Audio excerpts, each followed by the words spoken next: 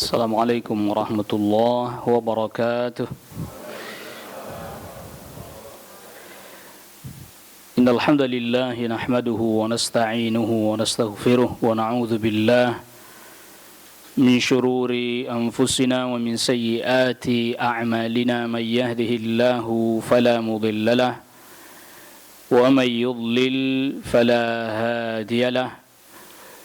أشهد أن لا إله إلا الله وحده لا شريك له وأشهد أن محمدا عبده ورسوله يا أيها الذين آمنوا اتقوا الله حق تقاته ولا تموتن إلا وأنتم مسلمون يا أيها الناس اتقوا ربكم الذي خلقكم من نفس واحدة وخلق منها زوجها وبث منهما رجالا كثيرا ونساء واتقوا الله الذي تساءلون به والأرحام إن الله كان عليكم رقيبا يا أيها الذين آمنوا اتقوا الله وقولوا قولا سديدا يصلح لكم أعمالكم ويغفر لكم ذنوبكم ومن يطع الله ورسوله فقد فاز فوزا عظيما أما بعد فإن أصدق الحديث كتاب الله وخير الهدى هدى محمد صلى الله عليه وسلم وشر الأمور محدثاتها وكل محدثة بدعة وكل بدعة ضلالة وكل ضلالة في النار. Ikhwatal iman, a'azzakumullah. Pada kesempatan pagi hari ini, alhamdulillah kita memuji Allah Jalla fi'ulah. Kita masih diberikan oleh Allah Subhanahu wa taala berbagai macam kenikmatan, nikmat iman, nikmat Islam. Dan juga kita masih diberikan kemampuan untuk bisa menunaikan ibadah, ketaatan, termasuk pada pagi hari ini kita menuntut ilmu. Salawat serta salam semoga terlimpahkan dan tercurahkan kepada Nabi kita Nabi Muhammad sallallahu alaihi wasallam, kepada keluarga, kepada kerabat, dan juga semoga terlimpahkan kepada seluruh sahabat radhiyallahu anhum ajma'in. Ma'asyiral hadirin wal hadirat, a'azzakumullah. Pembahasan kita pada pertemuan kita di kesempatan pagi hari ini, kita akan membahas terkait dengan meneladani perjuangannya para sahabat radhiyallahu anhum ajma'in. Tetapi tentunya sebelum kita masuk pada poin tersebut, kita mesti memahami terlebih dahulu hal-hal yang menjadi pokok-pokok permasalahan dari pembahasan ini. Yang pertama, pokok permasalahan yang pertama, al-aslul awal adalah ta'rifus sahabi, yaitu terkait dengan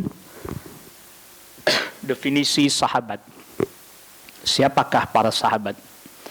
Para ulama memberikan definisi bahwa para sahabat adalah man laqiyan nabiyya sallallahu alaihi wasallam wa amana bihi hatta tuwfiya ala dhalik. Para sahabat adalah orang-orang yang berjumpa dengan Nabi sallallahu alaihi wasallam lalu kemudian beriman kepada Nabi sallallahu alaihi wasallam sampai dia wafat dalam keadaan beriman. Jadi ini poin penting nih yang harus kita fahami. Dia berjumpa dengan Nabi sallallahu alaihi wasallam dan beriman kepada Nabi sallallahu alaihi wasallam sampai wafat masih dalam keadaan beriman. Maka berdasarkan definisi ini keluarlah orang-orang kafir yang berjumpa dengan Nabi sallallahu alaihi wasallam dan sampai matinya tidak beriman. Fahum laisu bis sahabi. Maka berarti mereka bukan sahabat. Dia ketemu Nabi sallallahu alaihi wasallam tapi tidak beriman, maka dia bukan sahabat walaupun dia berjumpa dengan Nabi sallallahu alaihi wasallam. Maka juga keluar dari definisi ini orang-orang yang berjumpa dengan Nabi sallallahu alaihi wasallam tapi pura-pura beriman sampai matinya. Siapa mereka? Munafiqun. Mereka berjumpa dengan Nabi sallallahu alaihi wasallam pura-pura beriman, bukan benar-benar beriman, pura-pura beriman sampai wafat masih dalam keadaan seperti itu, maka mereka bukan termasuk sahabat.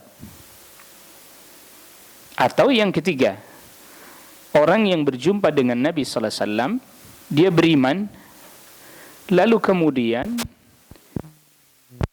ya hadis tentang haudun Nabi, tentang telaganya Nabi sallallahu alaihi wasallam. Ketika ada serombongan orang, ini diantaranya diriwayatkan oleh Imam Muslim dengan berbagai macam lafaz dan redaksinya.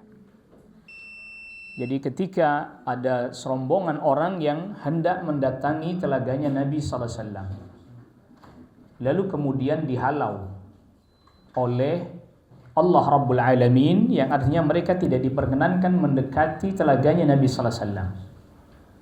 Lalu kemudian Nabi sallallahu alaihi wasallam katakan, usaihabi, usaihabi. Mereka adalah sahabatku, mereka adalah sahabatku. Lalu lantas kemudian dikatakan kepada Nabi sallallahu alaihi wasallam, innaka la tadri ma ahdatsu ba'dak. Sesungguhnya engkau tidak tahu apa yang terjadi setelah engkau wafat. Jadi apa yang mereka lakukan setelah Nabi sallallahu alaihi wasallam wafat. Dan para ulama termasuk Al-Imamul Qurtubi mengatakan, menjelaskan bahwa di antara makna ma ahdatsu ba'dak, apa yang mereka lakukan setelah Nabi wafat, yaitu mereka kembali menjadi kufur, murtad setelah Nabi sallallahu alaihi wasallam wafat. Maka perkataan Rasul sallallahu alaihi wasallam usaihabi, usaihabi, sahabatku, sahabatku, itu berdasarkan apa yang Rasul sallallahu alaihi wasallam ketahui ketika Rasul sallallahu alaihi wasallam belum wafat. Di ketika Rasul belum wafat kan Rasul tahu mereka beriman. Setelah Rasul wafat, Rasul tidak. Ini kata kuncinya di situ.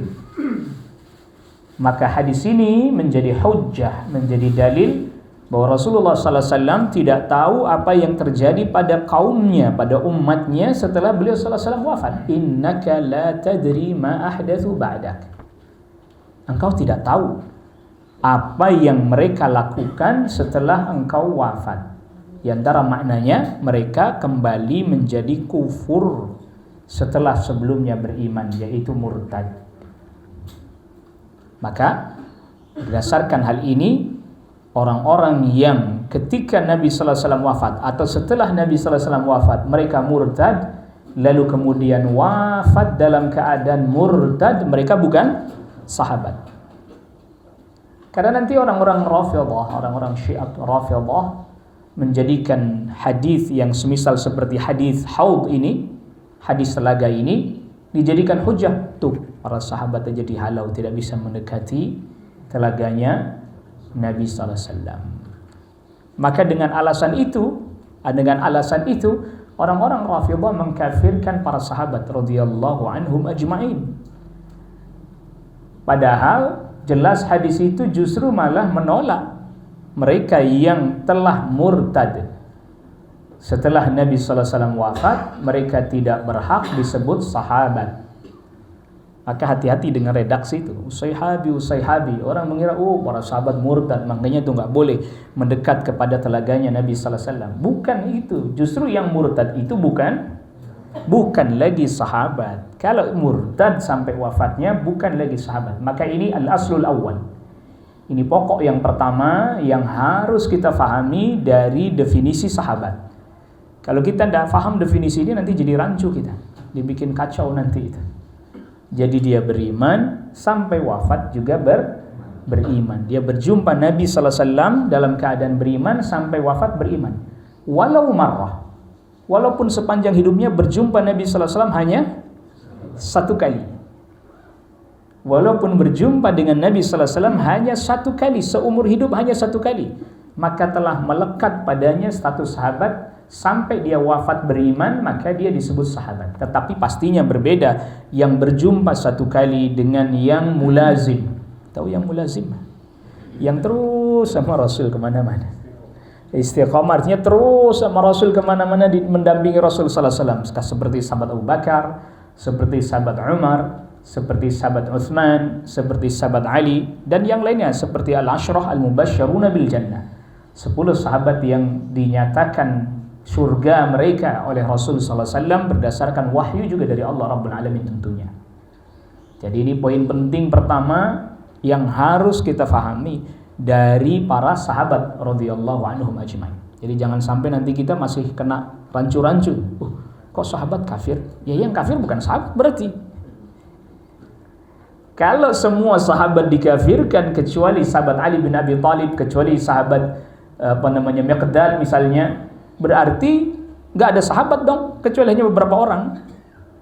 Dan orang-orang Syiah Rafidhah kan begitu, dikafirkan para sahabat semuanya kecuali hanya beberapa orang saja. Nah berarti kalau begitu masa sahabat Rasul cuma beberapa orang, sisanya semua kafir semua, berarti bukan sahabat semua? Ini tidak mungkin.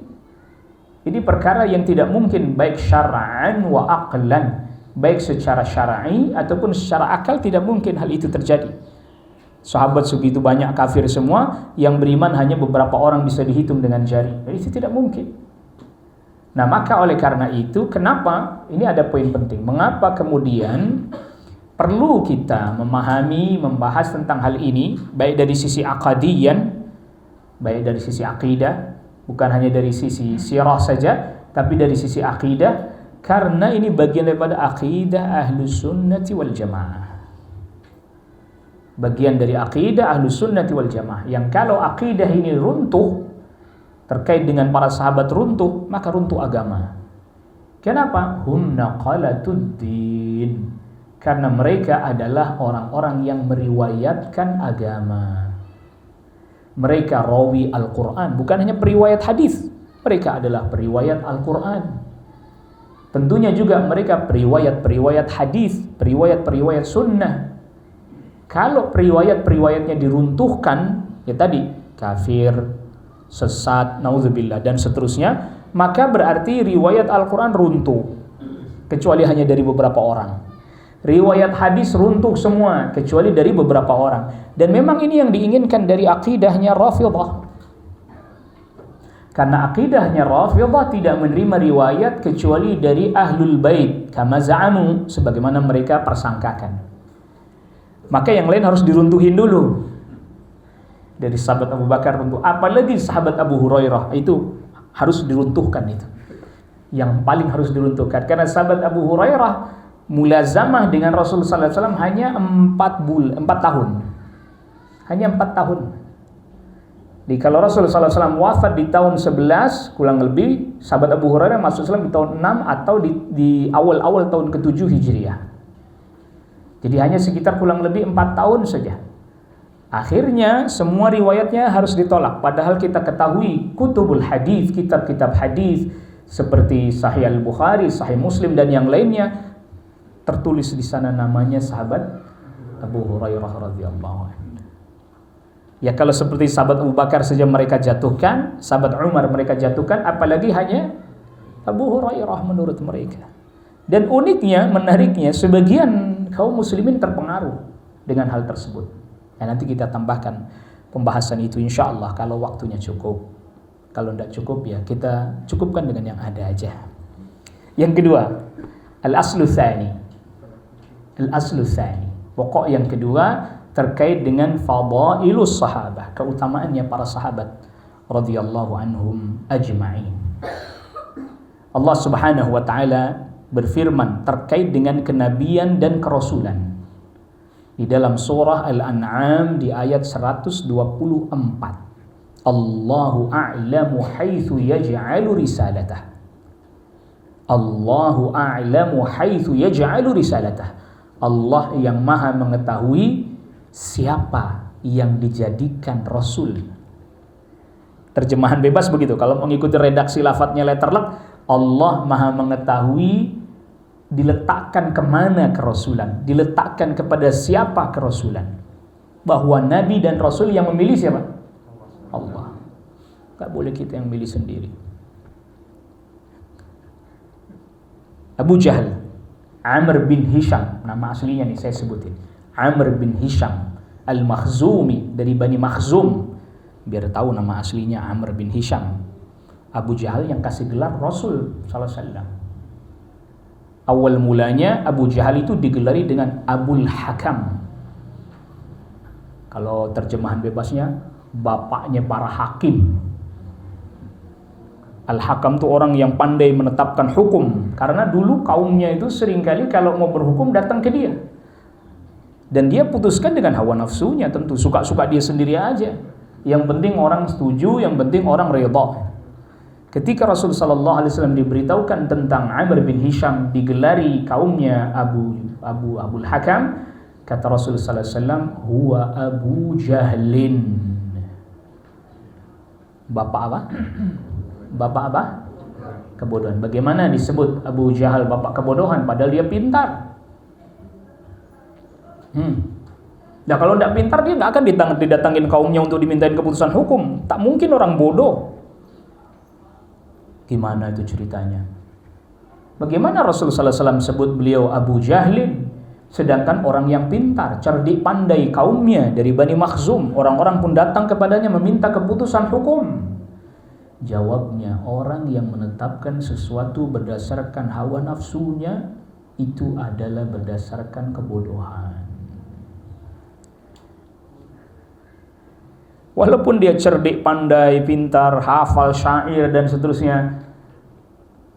Ya kalau sekarang mungkin ya hafal ayat dan seterusnya, hafal hadis dan seterusnya. Tetapi dia putuskan hukum bukan berdasarkan apa yang dia ketahui dari ayat dan hadis, tetapi dia putuskan sesuai dengan hawa nafsunya, fahuwa jahlun, maka itu kebodohan. Mudah-mudahan kita bisa membedakan mana ilmu, mana jahal. Mana ilmu, mana jahal. Terjemahin aja lah kejahilan gitu ya. Kalau diterjemahkan kebodohan tuh orang marah. Marah orang ini. Padahal jahlun itu maknanya luas ya.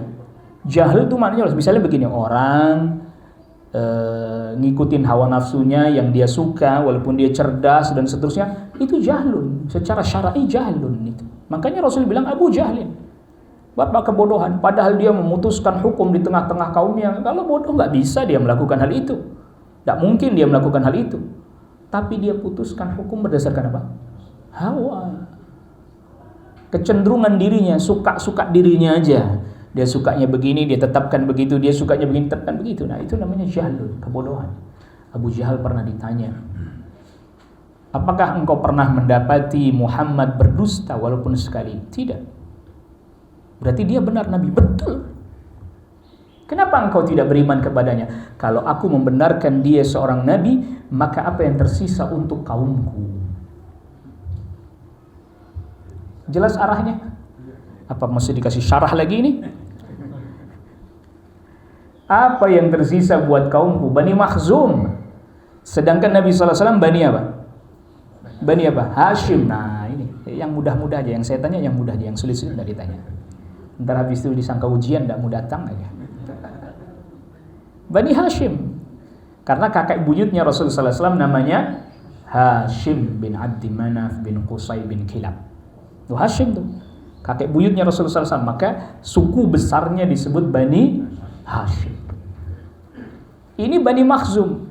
Bani Hashim ini adalah suku yang dimana dari rahim Bani Hashim lahir tokoh-tokoh agama. Kalau bahasa kitanya ulama, pelayan Masjidil Haram. Makanya Abdul Muttalib kakeknya Nabi sallallahu alaihi wasallam pelayan Masjidil Haram bukan? Hah? Itu bahasa orang kita sekarang ulama, orang-orang yang berkhidmah kepada Masjidil Haram, para ulama, para tokoh agama, agamawan lahir dari Bani Hashim. Maka kalau seandainya, kata Abu Jahal tadi, kalau seandainya kakeknya dia tokoh agama, Abu Talib tokoh juga, lalu dia kita yakini sebagai Nabi, habis kemuliaan diborong Bani Hashim semua, saya tidak kebagian. Kaum saya nggak kebagian, jadi persaingan antar suku. Jangan Anda kira persaingan antar suku itu. Istilahnya, ya suku kita harus punya kemuliaan. Jangan sampai diborong Bani Hashim semua kemuliaan, habis kita nggak punya kemuliaan sama sekali. Tapi tadi ini ayat yang kita tadi sudah sebutkan di surat Al-An'am 114. Allah Maha mengetahui kemana kenabian kerasulan diberikan dan diletakkan kepada siapa. Gak bisa. Makanya di antara hal yang membuat mereka menolak Nabi sallallahu alaihi wasallam jadi nabi, jadi rasul karena apa? Karena kenapa dia? Secara harta miskin. Bahkan orang tua pun tak ada, yatim. Jadi dari strata sosial, ekonomi, biasa-biasa aja. Orang yang miskin, yatim pula. Kenapa tiba-tiba kok jadi tokoh? Maka perlu kita pahami, terkadang dari anak yang yatim, dari anak yang fakir, dari anak yang miskin, dia itu nanti jadi orang besar. Atas izin Allah. Tuh. Jangan dipandang enteng, pandang remeh. Ini kalau dari keturunan bangsawan itu yang dimaksud lah pejabat. Kalau bahasa kitanya pejabat lah. Itu punyanya Bani Umayyah itu. Bani Umayyah itu emang darahnya darah pejabat, Abu Sufyan. Anda kalau ingat Abu Sufyan, ya itulah Bani Umayyah. Muawiyah anaknya. Utsman bin Affan juga dari Bani Umayyah itu. Jangan Anda kira Utsman bin Affan dari Bani Umayyah. Pernah menjabat khalifah. Muawiyah bin Abi Sufyan dari Bani Umayyah, jadi gubernur dari semenjak zamannya Umar bin Khattab radhiyallahu an. Sampai akhirnya jadi khalifah juga kan? Muawiyah bin Abi Sufyan setelah kepemimpinan dari Al Hasan bin Ali bin Abi Thalib diserahkan kepada Muawiyah jadi khalifah. Bani Umayyah. Memang itu para pejabat, para tokoh tapi pejabat, saudagar, bangsawan, pejabat. Kalau yang dari Bani Hashim, tokoh-tokoh agama. Habis diambil semua. Bani Makhzum ya Abu Jahal aja ini. Amr bin Hisham. Maka Allah yang Maha mengetahui kemana diletakkan kerasulan. Nah, setelah Allah pilih Nabi sallallahu alaihi wasallam dengan diberikan kenabian dan kerasulan kepada Rasulullah sallallahu alaihi wasallam yang dari Bani Hashim, yang orang Arab, Quraisy, Bani Hashim. Ya, Arabnya Arab musta'ribah. Udah saya spesifikkan. Beberapa spesifikasi sudah dispesifikkan. Bukan global bicara.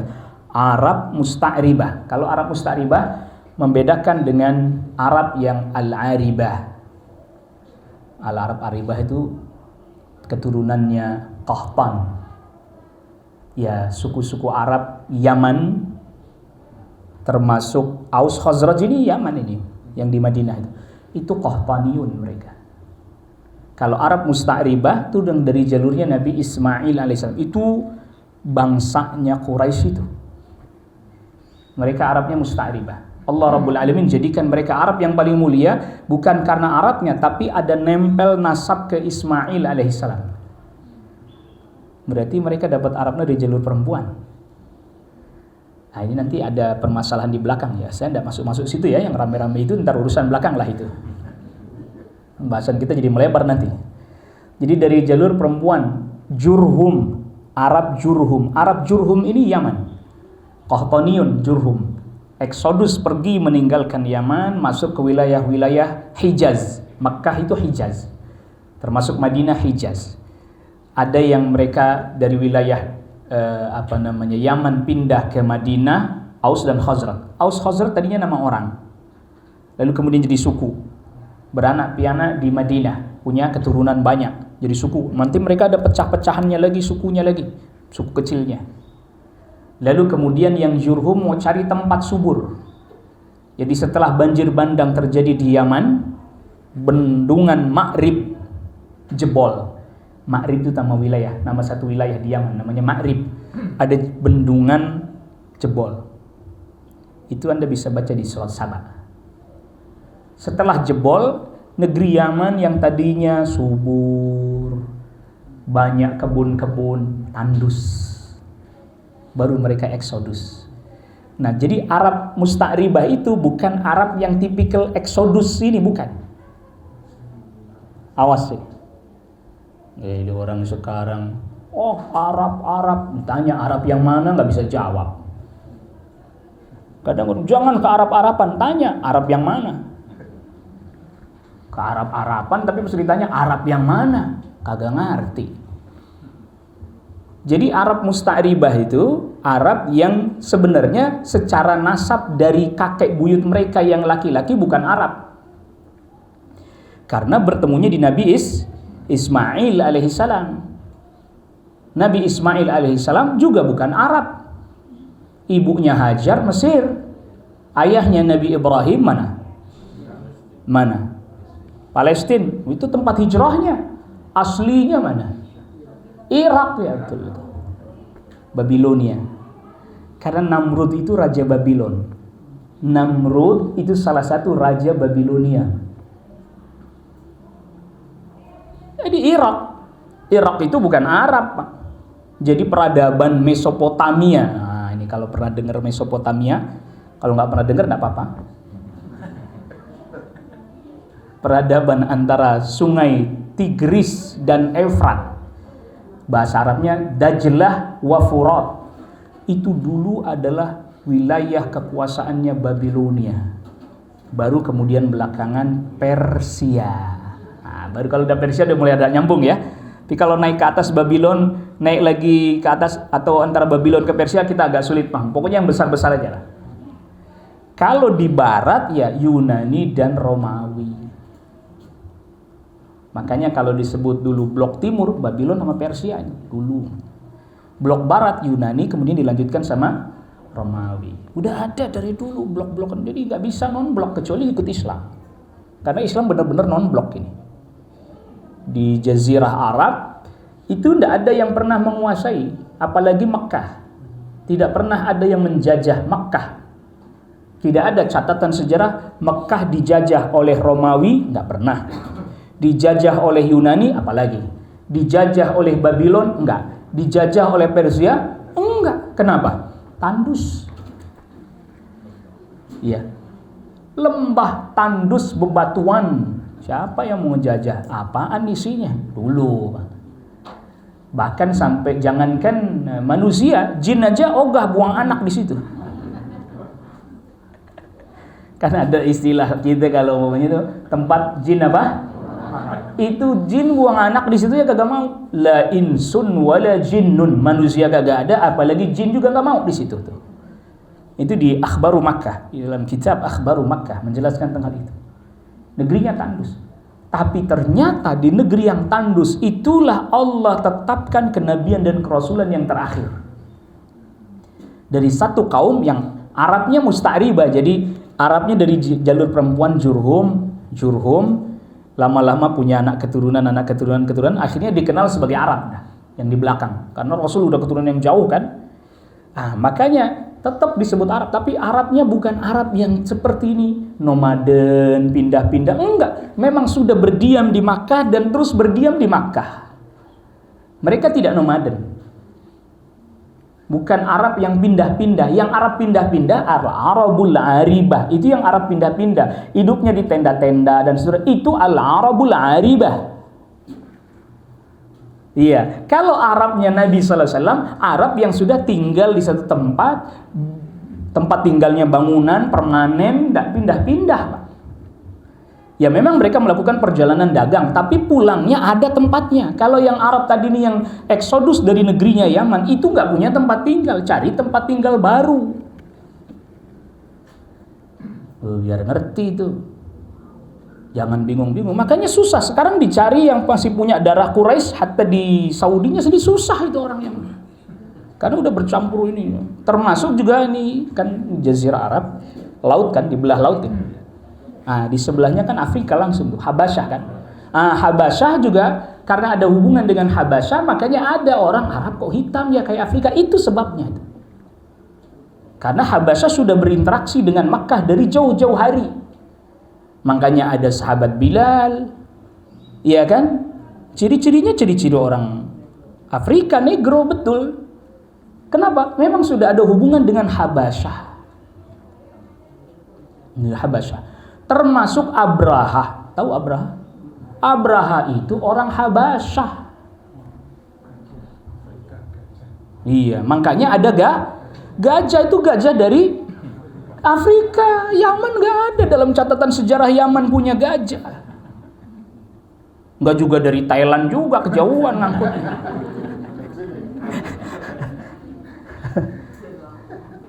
Jadi biar kita agak paham sedikit nih suasana dan kondisi pada saat itu, biar nggak rancu. Jadi kadang kita tuh kalau Arab semuanya kebayangnya nggak jelas kebayangnya.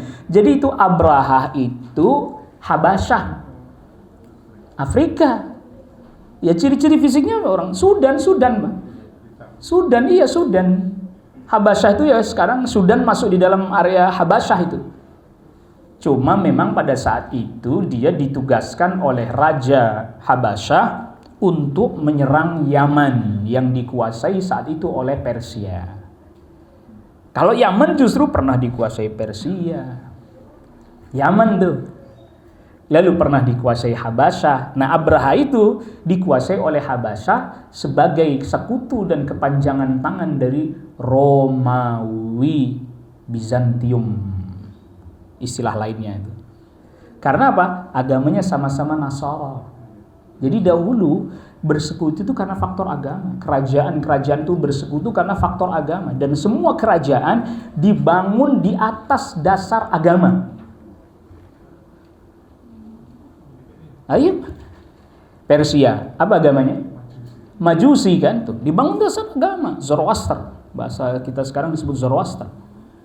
Romawi sebelumnya mengikuti agamanya Yunani, pagan, nyembah patung-patung. Belakangan baru kemudian zamannya kaisar mereka yang namanya Konstantin, baru kemudian mereka menetapkan ikut agama Nasara menurut versi mereka. Menurut versi mereka kan Konstantin. Kalau Anda dengar Konstantinopel itu Istanbul. Ya, Konstantinopel itu kalau diterjemahkan dalam bahasa Indonesia, negerinya Kaisar Konstantin. Itu Istanbul zaman dulu namanya Konstantinopel. Setelah dikuasai oleh Turki Utsmani Ottoman dirubah menjadi Islambul. Sebelum Islambul. Artinya apa? Kota Islam. Bukan lagi kotanya Konstantin, sudah kota Islam. Belakangan berubah jadi Istanbul. Lidah kita kan geser Istanbul. Pokoknya geser-geser aja lah. Karena Allah Subhanahu wa taala memilih kenabian dan kerasulan, berarti kan Allah kehendaki bahwa nabi dan rasul adalah Nabi sallallahu alaihi wasallam dipilih dari orang Bani Hashim. Arab Musta'ribah, kemudian Bani Hashim, spesifik. Dan ini berbeda tadi dengan Aus Khazraj, Arabnya beda. Saya sudah jelaskan tadi. Berarti kalau begitu Allah pilih juga dong para sahabatnya Nabi sallallahu alaihi wasallam. Betul nggak? Allah pilih Nabi, Allah pilih juga para sahabat yang mendampingi Nabi sallallahu alaihi wasallam. Maka berarti ketika Allah katakan Allah Maha mengetahui siapa yang dijadikan nabi dan dijadikan rasul, begitu juga Allah mengetahui siapa yang dijadikan sahabat untuk nabi ini. Maka oleh karena itu para ulama mengatakan bahwa para sahabat Rasul sallallahu alaihi wasallam adalah khairu ashabir rusul, adalah pengikut Rasul yang terbaik daripada pengikut-pengikut Rasul sebelumnya. Jadi kalau Nabi Musa alaihissalam punya sahabat, kalau Nabi Isa punya sahabat Hawariyun, maka para sahabatnya Rasulullah SAW lebih utama dibandingkan para sahabatnya Nabi dan Rasul sebelumnya. Karena Nabi yang terbaik Nabi SAW, maka sahabat yang terbaik adalah sahabatnya Nabi SAW. Dibandingkan dengan Al-Hawariyun, para sahabatnya Nabi Isa, atau dibandingkan para sahabatnya Nabi Musa, pengikutnya Nabi Musa yang selalu setia kepadanya. Jadi pengikut setianya para Nabi dan Rasul terdahulu itu kalah utama dengan pengikut setianya Rasul SAW yang kita kenal, kita sebut dengan sahabat. Karena Allah memilih Nabi dan Rasul, berarti Allah pilih pengikut setianya juga untuk Rasul SAW. Oleh karena itulah ayat ini dijadikan oleh sebagian para ulama, berarti kalau begitu karena Allah pilih Nabi secara spesial, maka para sahabat juga dipilih oleh Allah Rabbul Alamin untuk menjadi pendampingnya Rasulullah sallallahu alaihi wasallam. Berkata sahabat Abdullah bin Mas'ud radhiyallahu an, man arada ay yastanna falyastanna biman qad mat. Siapa orang yang mengikuti sunnah, ngikutin sunnahnya para sahabat yang sudah wafat. Fa innahum qaumun ikhtarahumullahu li suhbati nabiyyi, karena mereka adalah kaum yang Allah pilih untuk mendampingi nabinya. Dipilih, nabinya dipilih, berarti orang-orang yang ikut menjadi pendamping Rasul, pengikut setia Rasul juga orang-orang yang terpilih juga. Allahu Akbar. Nah, kalau orang yang terpilih ini terus dicela, dicaci dan seterusnya, berarti runtuh kenabian kerasulan, yang berarti runtuh juga agama. Begitu juga Allah Subhanahu wa taala berfirman, wa kadzalika fatanna ba'dahum bi ba'd liyaqulu ahaula'i manallahu 'alaihim min bainina alaysa Allahu bi'a'lama bisyakirin. Surat Al-An'am ayat ke-53.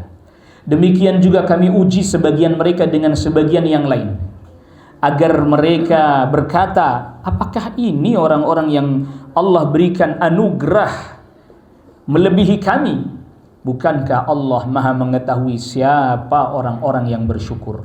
Berkata Syekh Sa'di, alladzina ya'rifuna an-ni'mah wa yuqirruna biha wa yaqumuna bima taqtadihi minal 'amali salih fayadau fadlahu wa minnatahu 'alaihim duna man laysa bisyakir. Orang-orang yang mengakui nikmat Allah, menetapkan nikmat Allah, menunaikan apa yang menjadi konsekuensi dari nikmat Allah, yaitu mengerjakan amal saleh, maka Allah berikan anugerah kepada mereka. Dan mereka adalah orang-orang yang bersyukur. Siapa mereka? Siapa mereka yang Allah kasih anugerah? Beriman pertama kali. Sahabat. Ya, beriman pertama kali, taat pertama kali, membela Rasul sallallahu alaihi wasallam, sehingga kadang ada sebagian orang berkata, masa orang-orang kayak gitu yang dikasih anugerah? Kami enggak.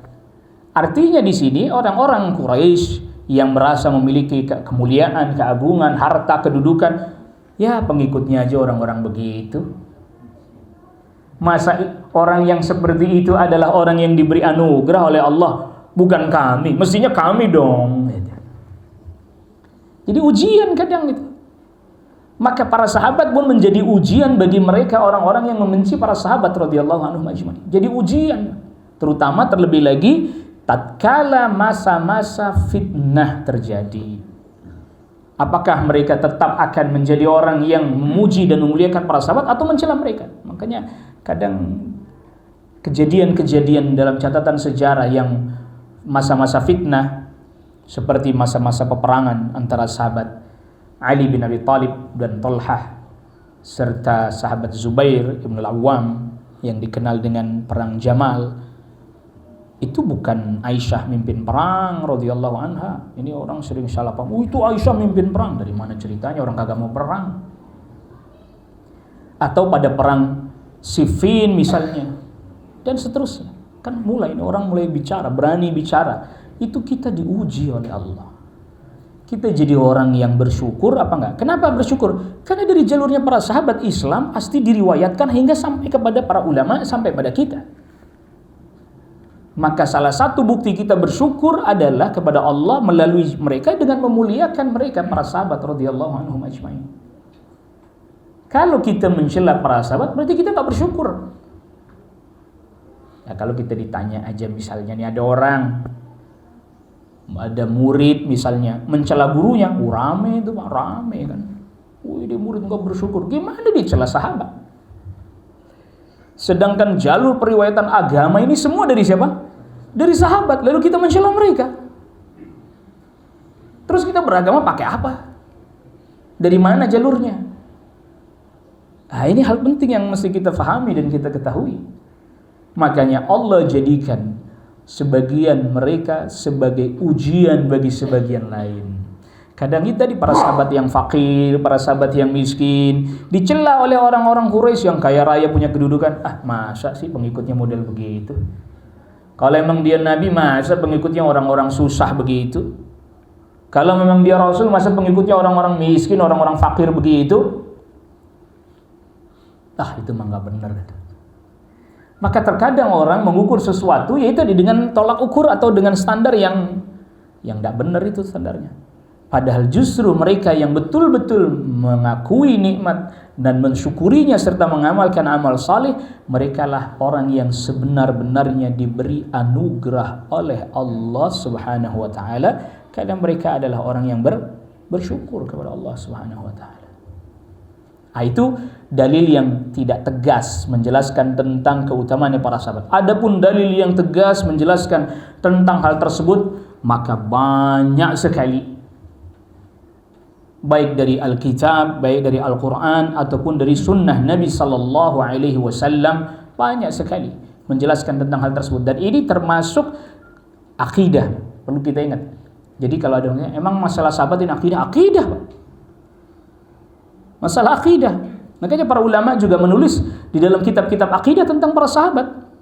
Tidak boleh mencela mereka, tidak boleh mencaci mereka, tidak boleh merendahkan mereka, memuliakan mereka, termasuk mendoakan mereka radhiyallahu anhum, radhiyallahu anhum, radhiyallahu anhum.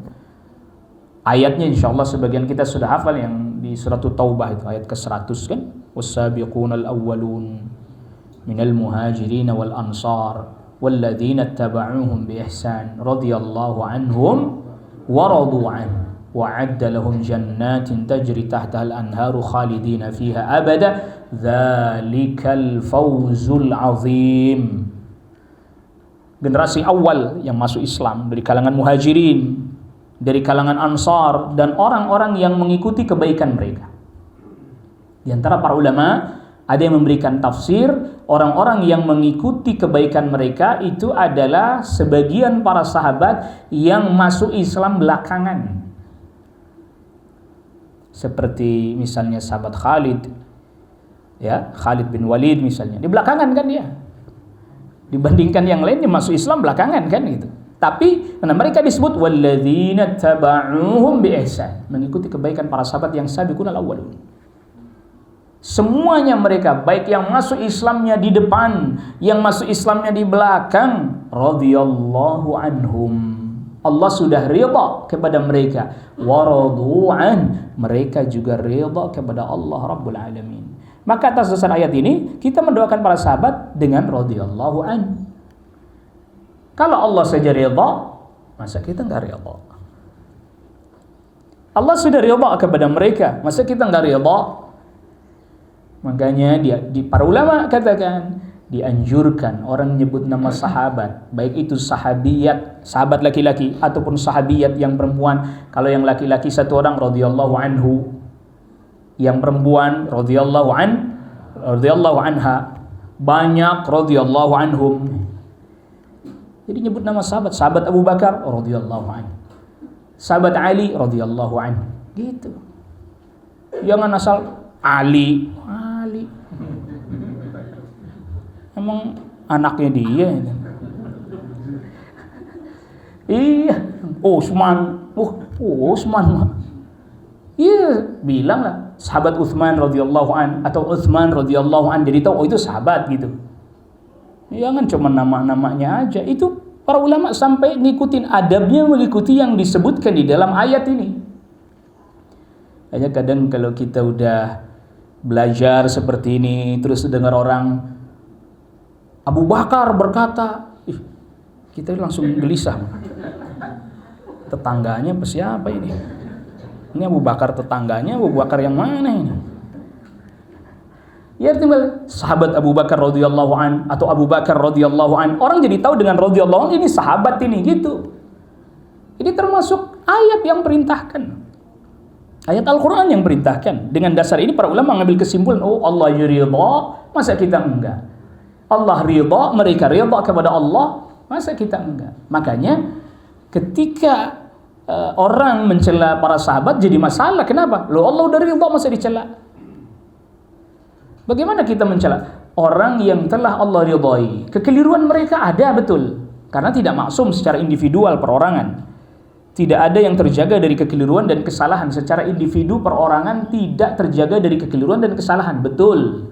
Tetapi kesalahannya telah diampuni. Kenapa? Buktinya Allah sudah ridha kepada mereka. Tuh, Mereka telah redha kepada Allah. Bahkan lanjutan ayatnya tadi, Allah telah sediakan bagi mereka syurga yang mengalir di bawahnya sungai-sungai, kekal mereka selama-lamanya di dalamnya. Itu adalah kemenangan yang besar.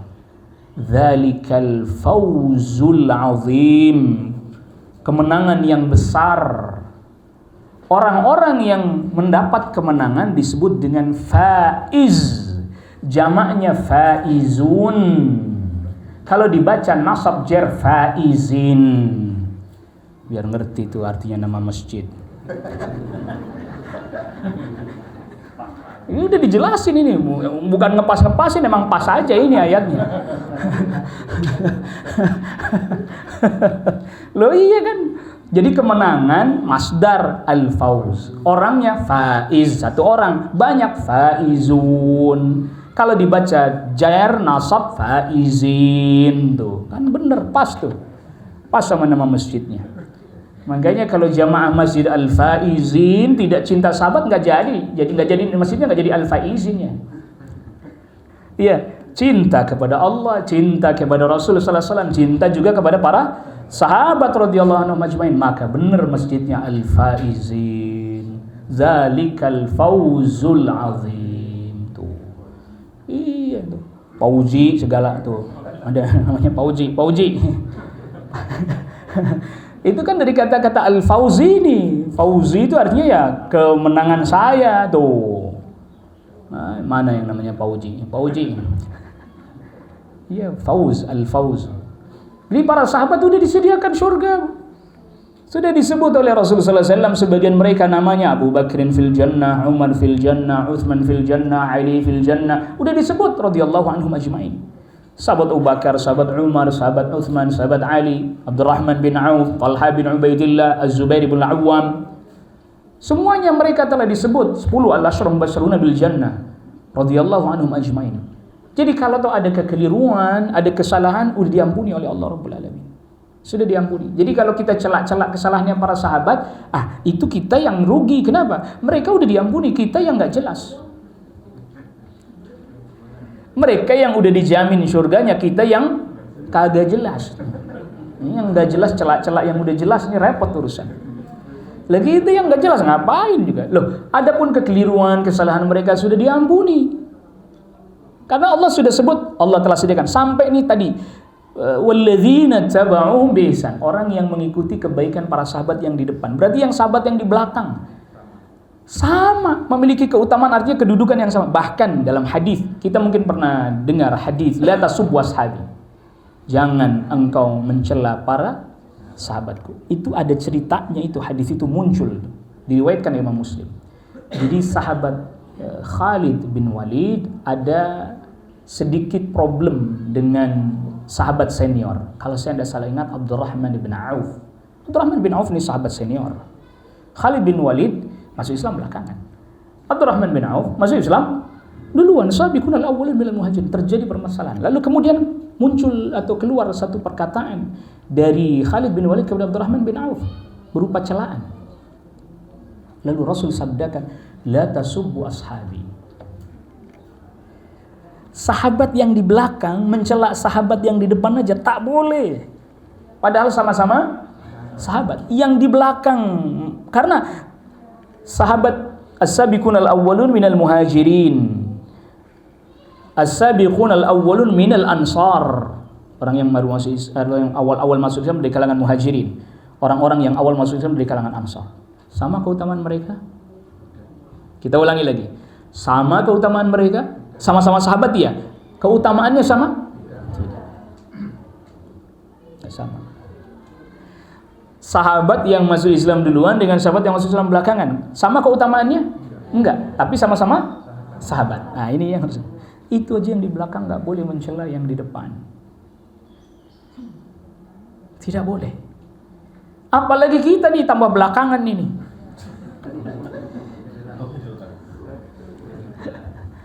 Iya, apalagi udahlah, tutup segala prasangka buruk kepada para sahabat, tutup. Mereka keliru bisa. Dan kita tidak diperintahkan untuk mengikuti kekeliruan mereka. Kita tidak diperintahkan untuk mengikuti kesalahan mereka, bukan. tapi kita mengikuti bagaimana cara beragam mereka. Makanya kalau individu yang diikuti hanya Rasulullah SAW secara individual ya. Tetapi kalau mengikuti para sahabat itu secara komunal, yaitu masyarakat, kaum, generasi, korn.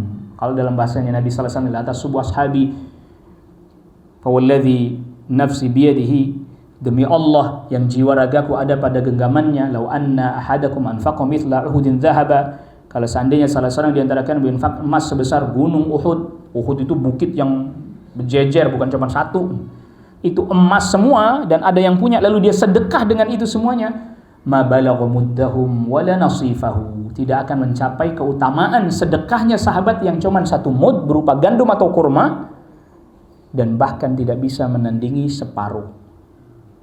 Di amal soleh kita walaupun banyak di belakang, dari sisi keutamaan kemuliaan lebih utama mereka, karena mereka beramal soleh di saat-saat sulit sekali.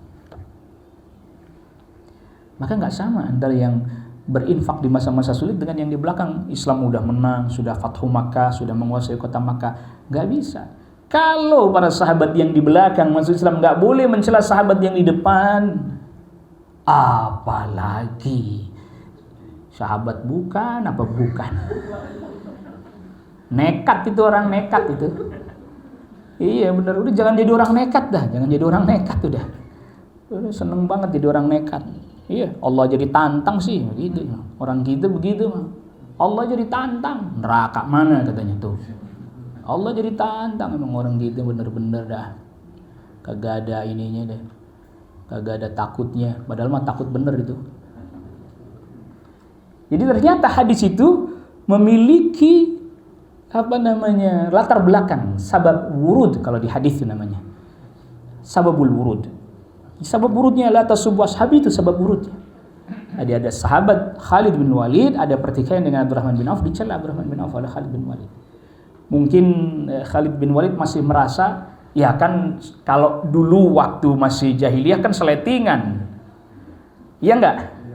Waktu masih jahiliyah mungkin seletingan, tapi kan masuk Islam duluan Abdurrahman bin Auf. Khalid bin Walid belakangan.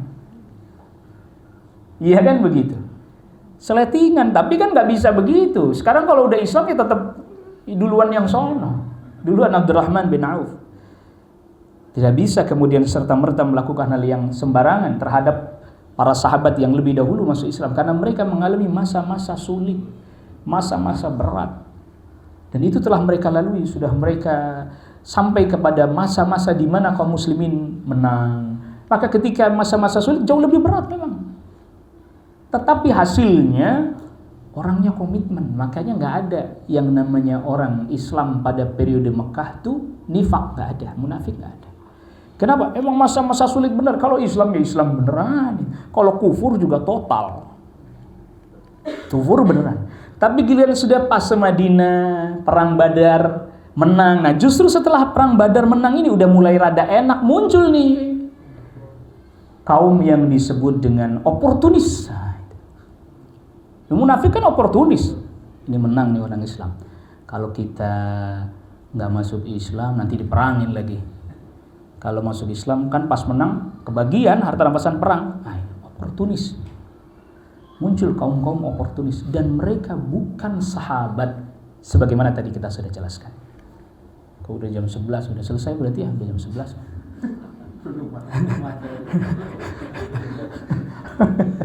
Kan namanya meneladani masih panjang ini. Masih panjang ini, soalnya zuhurnya lebih awal ini. Zuhurnya lebih awal nih. Kalau di jam saya 38 menit lagi menuju zuhur. Persiapan 10 menit, berarti sisa 28 lah soal jawab lah. Tersisa 28 menit. Materi belum masuk ya?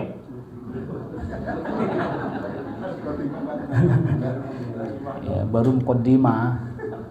Ya sabar lah. Kalau kita mau meneladani orang yang kita teladani, kita harus juga siap, artinya mengerti betul bahwa ini orang memang pantas untuk diambil pelajaran itu. Kan begitu ya. Jangan terus kita mengambil pelajaran dari sesuatu yang ternyata orang ini tidak pantas untuk dijadikan contoh gitu. Untuk dijadikan model. Makanya saya sudah katakan tadi, kalau ngikutin secara individu tidak ada sosok figur ideal melainkan Rasulullah SAW. Tetapi kalau ini masyarakat, komunitas, komunal tadi, komunitas. Jadi para sahabat itu secara individu kalau mau dicari kesalahannya, namanya manusia ada nggak? Ada, sahabat. Apalagi kita nggak usah kita apalagi mau dicari kesalahannya mah banyak lah. Nggak kehitung. Tapi apakah begitu cara kita berinteraksi dengan para sahabat? Kita berinteraksi dengan kaum muslimin biasa sama aja. Kita tidak boleh kan interaksinya lebih menitik beratkan cari kesalahan kan? Enggak. Kepada sesama kaum muslimin. Apalagi kepada para sahabat. Jadi kalau ada orang sudah mulai gini, contoh ciri-ciri bicaranya kesalahan sahabat terus udah dah itu. Minimal itu metode yang ditempuh oleh orang-orang Rafidhah, tasyayyu.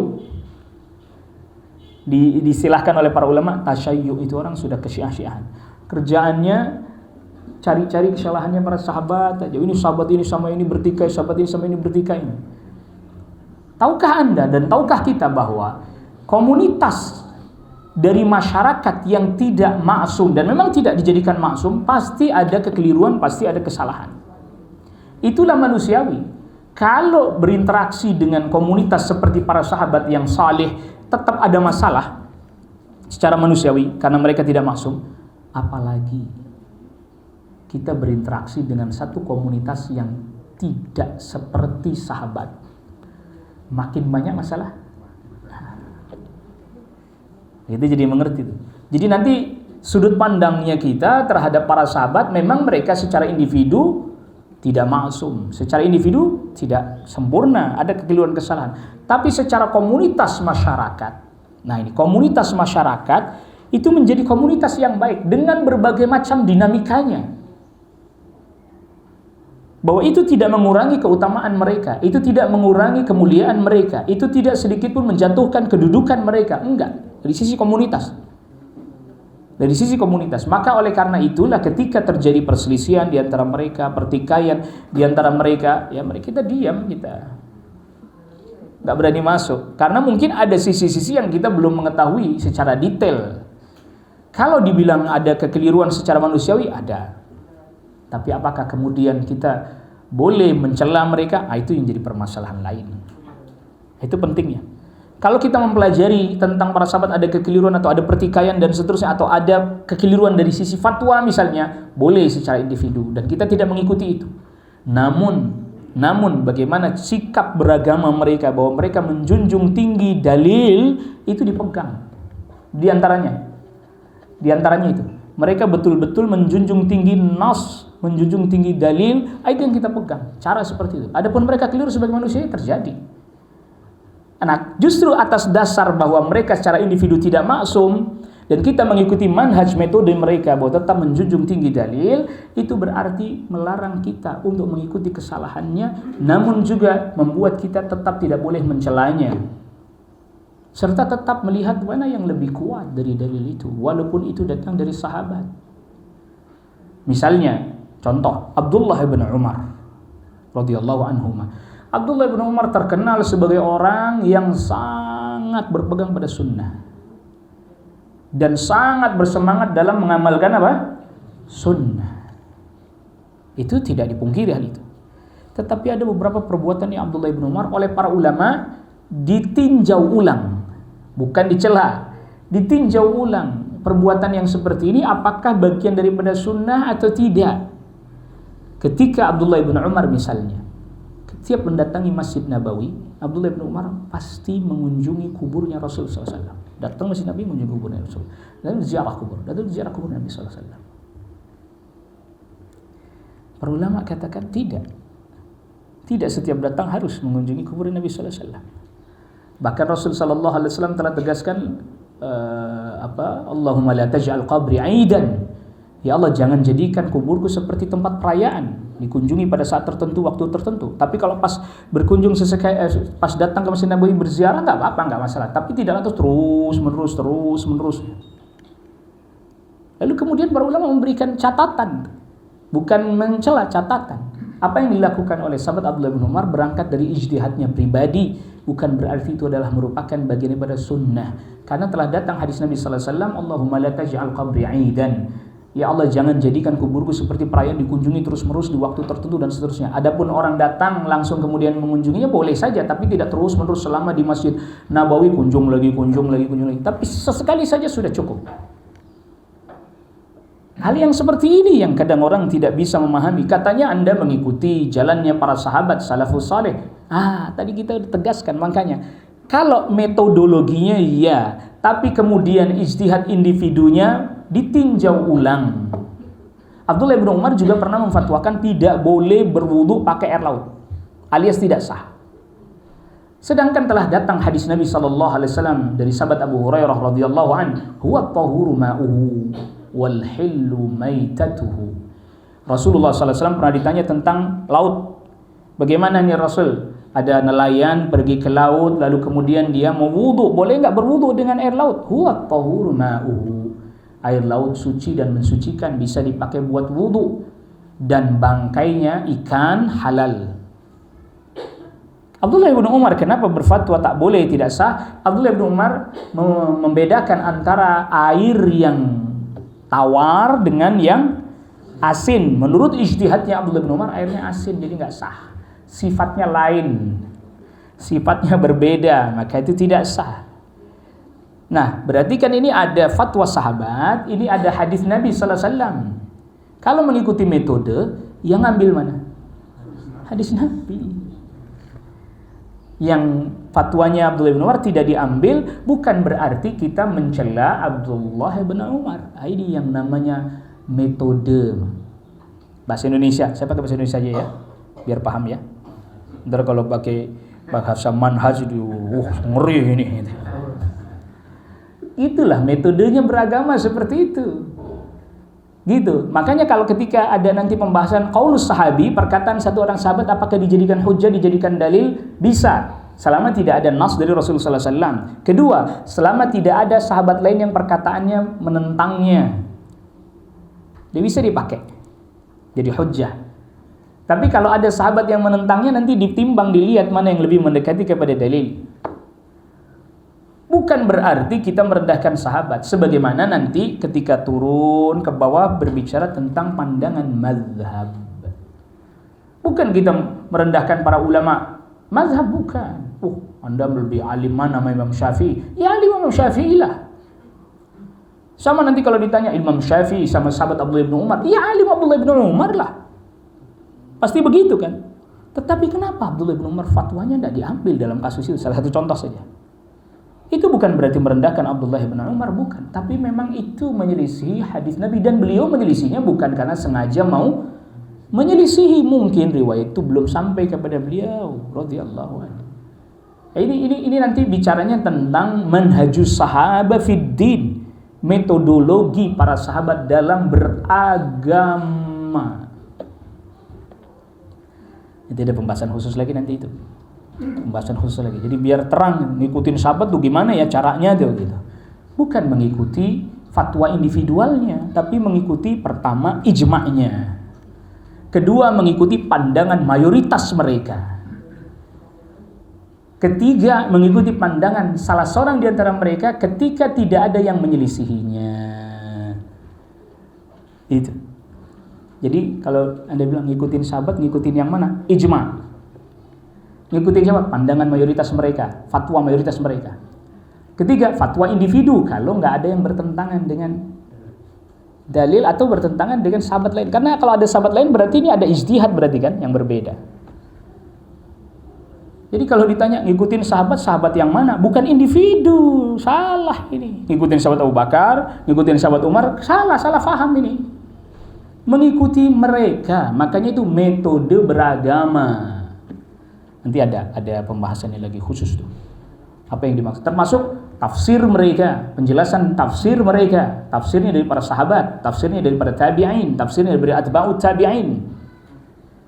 Wallahu ta'ala a'la wa a'lam. Baik, kita buka untuk sesi tanya jawab sekitar 20 menit lah. Nanti 7 menit untuk persiapan zuhur. Fadhal, assalamualaikum. Mohon nanya Ustaz, apakah ada riwayat tentang jumlah para sahabat Nabi? Satu itu. Yang kedua terkait dengan generasi, kan ada beberapa generasi. Kalau nggak salah ada sahabat, ada tabi'in, tabiin, terus kemudian yang lain. Ya. Terkait dengan salafus saleh itu yang mana? Ya, baik.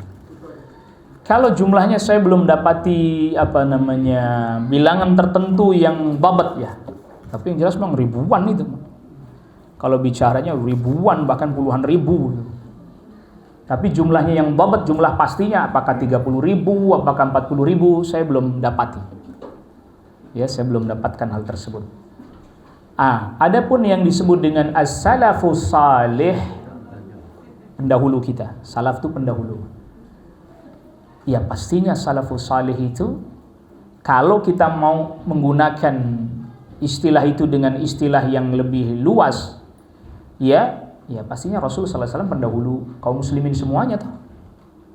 Betul enggak? Makanya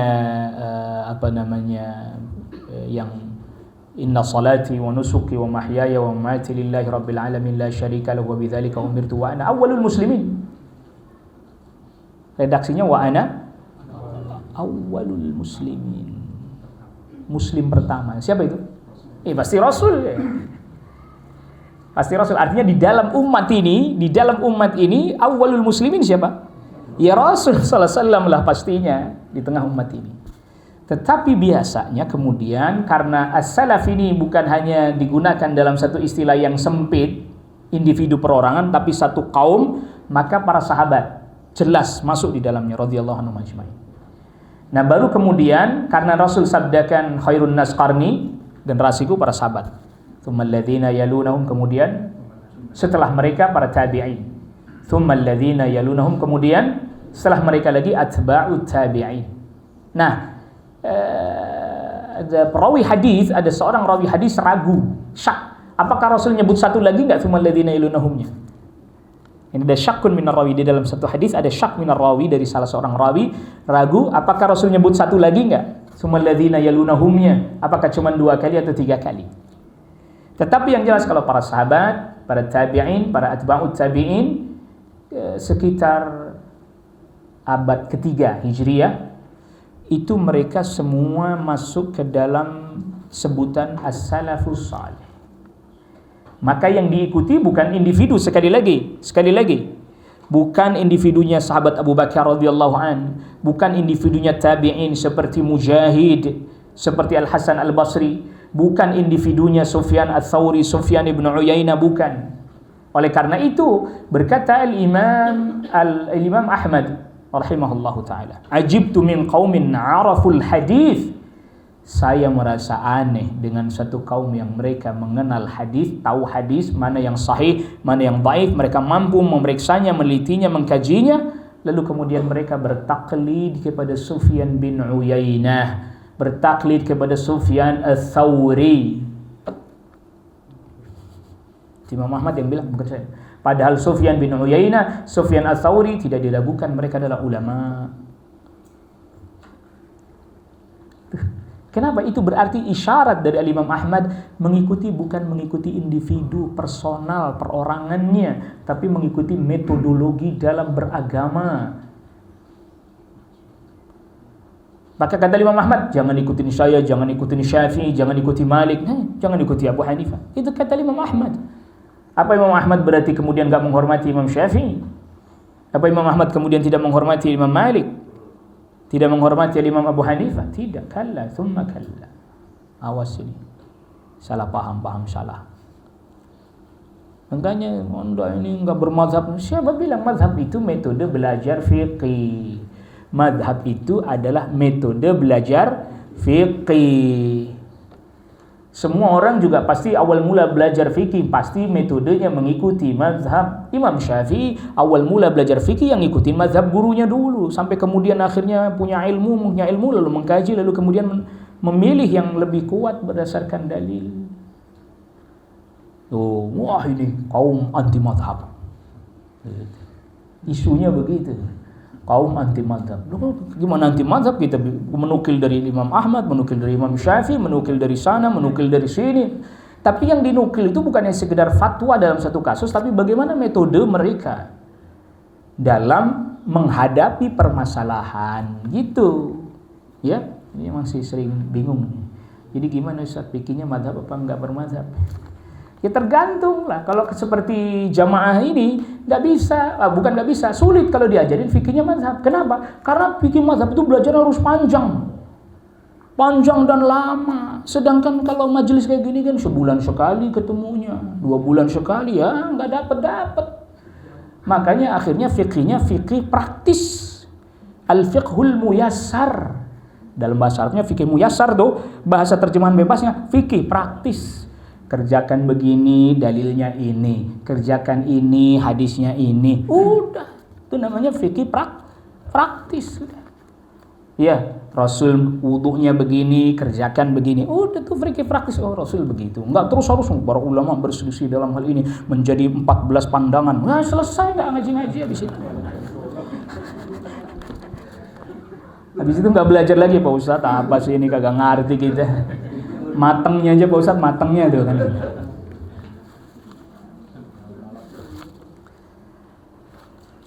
Apa keutamaannya para sahabat Nabi yang dulu lebih dahulu masuk Islam? Duluan masuk Islam aja itu udah keutamaan. Ya kan? Dia lah wasabiqun al-awwalun, dia. As-sabiqun orang-orang yang lebih dulu. Yang awal itu berarti dia masuk Islam duluan aja udah keutamaan. Sekarang begini, coba ya. Kita kasih contoh sederhana aja. Sahabat Ali bin Abi Thalib. Anak-anak, betul gak? Ketika masuk Islam masih anak-anak, betul gak? Di tengah-tengah orang dewasa, cerdik cendikia, sulit memahami dakwahnya Nabi sallallahu alaihi wasallam. Bisa anak-anak tuh masuk Islam. Ayo bagaimana caranya nih? Ketika orang-orang yang katakanlah dewasa, tokoh-tokoh, cerdik cendikia nggak mau menerima, anak-anak bisa nih menerima. Itu berarti apa? Allah memang pilih dia masuk Islamnya duluan. Memang ada sebab. Ada apa? Sebab. Sebabnya apa? Emang diasuh oleh Rasul. Ya, wajar dong sahabat Ali bin Abi Thalib radhiyallahu anhu jadi masuk Islam duluan karena diasuh di rumah Rasul, diasuh oleh Rasul sallallahu alaihi wasallam. Makanya dia walaupun anak-anak aku bisa masuk Islam. Orang-orang cerdik cendikia nggak bisa nerima, nggak bisa paham, nggak bisa mau menerima, dia bisa. Orang di rumah Rasul diasuh. Syekh Muhammad bin Shalih Al-Utsaimin rahimahullah taala katakan, orang masuk Islam pertama kali tanpa melihat gendernya, tanpa melihat usianya, Khadijah radhiyallahu anha. Bener nggak? Bener nggak? Ya iya, orang istrinya ceritanya duluan ke siapa? Ke istrinya. Iyalah dia jadi orang pertama masuk Islam. Tapi kok bisa wanita memahami itu? Wanita loh, perempuan nih masalahnya. Kalau bukan dari Allah Rabbul Alamin hidayah, kok bisa memahami? Tuh. Setelah itu orang kedua, coba saya urutkan ya. Orang kedua yang masuk Islam itu Waraqah bin Naufal setelah Khadijah radhiyallahu anha. Anak pamannya Khadijah. Bukan pamannya ini, Pak. Anak pamannya Khadijah radhiyallahu anha. Sepupu. Gitu. Anaknya ini. Karena Khadijah bintu Khuwailid bin Asad, Waraqah bin Naufal bin Asad, ketemunya di kakek Asad. Naufal sama Khuwailid kakak adik. Udah sampai sini selesai. Itu saya datengin buktinya bahwa itu bukan pamannya, tapi anak pamannya alias sepupunya. Cuman memang lebih tua usianya. Jadi dulu tuh kadang tuh ini sama-sama sepupu, tapi yang ini tua banget, yang ini muda. Mungkin paman tertua, kakak ya, abang. Anak dari abang tertua misalnya. Kita jadi anak dari adik yang paling belakangan. Kan jomplangnya jauh. Walaupun sepupu tapi jomplangnya apa? Jauh. Itu baru satu kemungkinan. Apalagi kemungkinan yang lain. Kemungkinan yang lain tidak saya sebutkan. Karena itu faktor istri. Karena kemungkinan yang lain faktor apa? Faktor istri. Yang ono dari istri tertuanya, anak dari istri tertua. Yang ini dari istri yang termudanya. Kan jadi jomplang juga dong. Walaupun sepuh. Nah, itu susah, orang Arab itu susah. Orang Indonesia gampang karena cuma atuk paling kan gitu. Jadi nelitinya gampang. Oh, ini anaknya si Ano gitu doang. Jadi itu yang nomor 2, itu masuk Islam nomor 2. Jadi yang diceritain itu belum fase dakwah, belum fase dakwah, belum. Nabi belum berdakwah, masih internal. Makanya yang masuk Islam orang-orang internal. Yang pertama kali masuk Islam dari kalangan budak, mantan budak, itu bukan Bilal. Siapa? Zaid bin Harithah. Itu tadinya budaknya Khadijah radhiyallahu anha, diberikan kepada Rasulullah SAW, udah dimerdekain, gak mau pulang, masih mau ikut Rasulullah SAW. Dari kalangan anak-anak, siapa? Sahabat Ali bin Abi Thalib radhiyallahu anhu. Karena memang diasuh di rumahnya. Jadi ini yang masuk Islam di awal-awal, yang dari luar rumah Waraqah, karena Khadijah mengajak Rasulullah SAW untuk bertemu dengannya. Kalau nanti engkau pas diusir oleh kaummu, saya masih hidup, saya yang akan membelamu. Itu berarti iman, membenarkan. Waraqah bin Naufal. Baru kemudian sisanya tuh orang dalam rumah semua itu.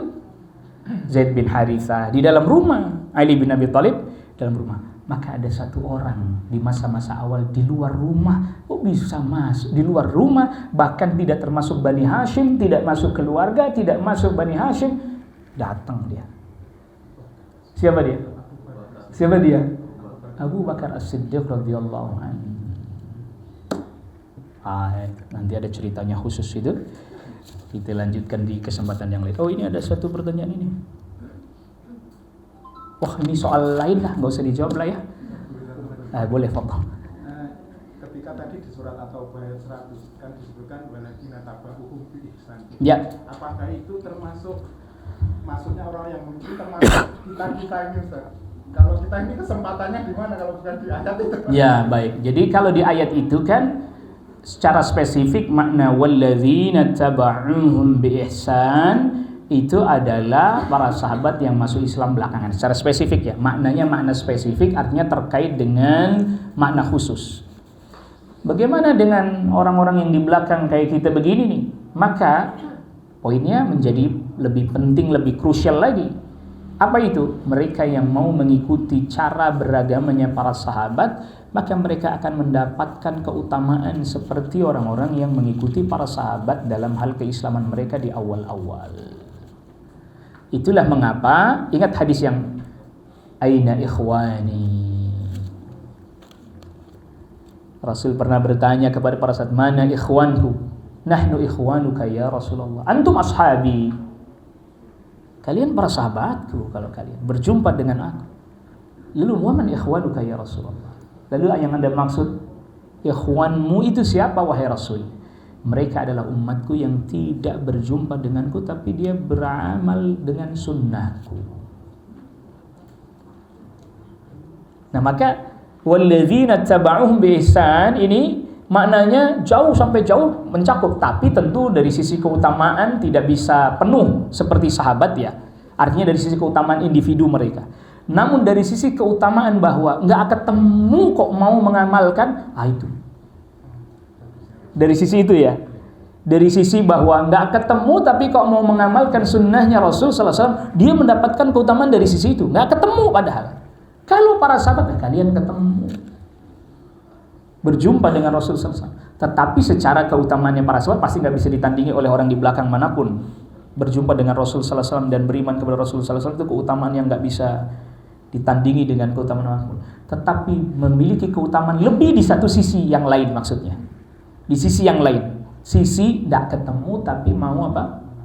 Mengamalkannya. Wallahu ta'ala a'lam. Kita cukupkan kajian kita kali ini biar ada waktu persiapan untuk salat zuhur. Kita cukupkan kajian kita. Wassallallahu ala nabiyina Muhammadin wa alihi washabbihi wasallam tasliman katsira. Subhanakallahumma bihamdik asyhadu an la ilaha illa anta astaghfiruka wa atubu ilaik. Assalamualaikum warahmatullahi wabarakatuh.